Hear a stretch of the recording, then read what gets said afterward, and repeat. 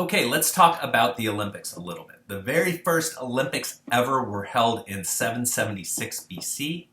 They originated as a contest to worship Greek gods, especially the chief god Zeus and other deities at Olympia, which was said to be the home of the gods, highest point on the mountain, kind of like Southern women's hair. The higher up, the closer to gods you can get.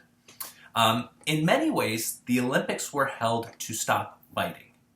And during the games, the area around Olympia was a sacred site onto which nobody with arms could set foot. And for 3 months before and after the games, there was supposed to be a truce between all different city-states. So in some ways it's religious, but in some ways it's also kind of military and political. It was held every 4 years during the full moon in midsummer, so around the end of June.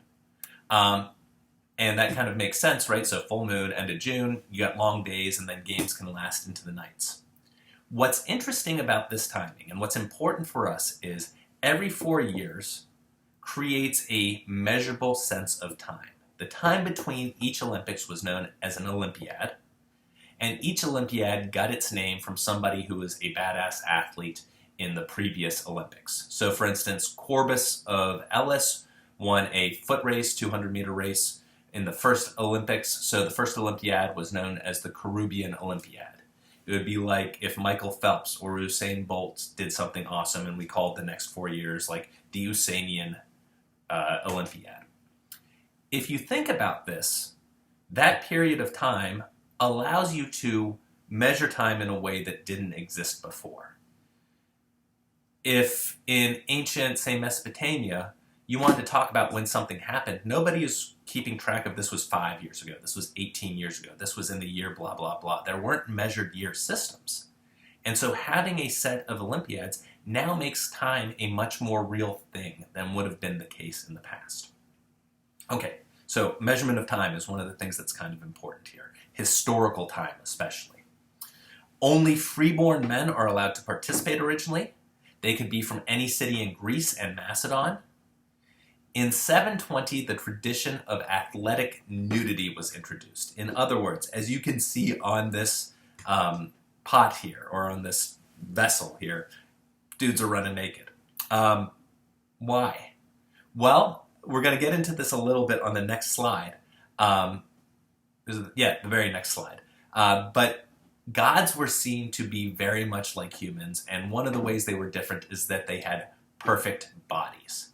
So athletes tend to have kind of perfect bodies depending on whose standards you use, right? But at least according to ancient Greek standards, athletic bodies were the type of bodies that were similar to what gods had. So if you're buck naked, you're showing them off, and in some ways it's kind of like a form of religious worship. Eventually women are also allowed to compete. One of the first major women to win was actually a sponsor of a chariot race, which is kind of cool, from Sparta. And the origins of these Olympics are deeply entangled in mythology.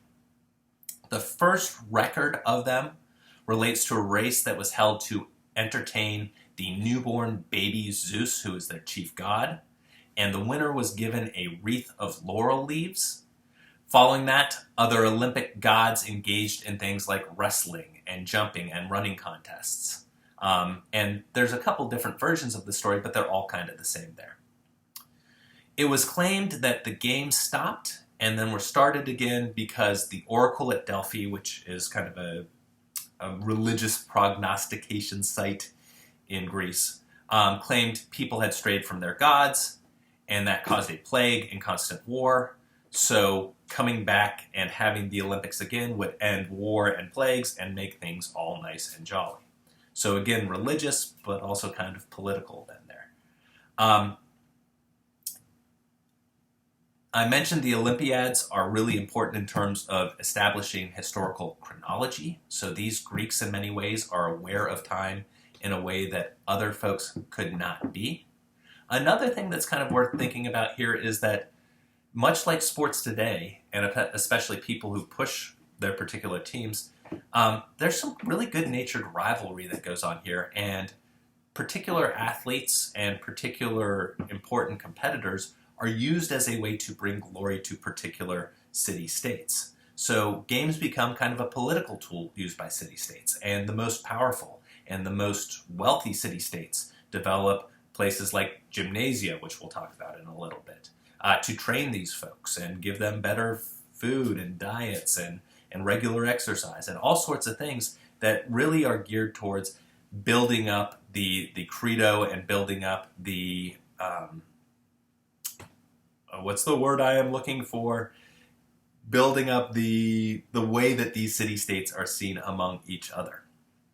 It's a huge honor to have an Olympic victor, much as it is today.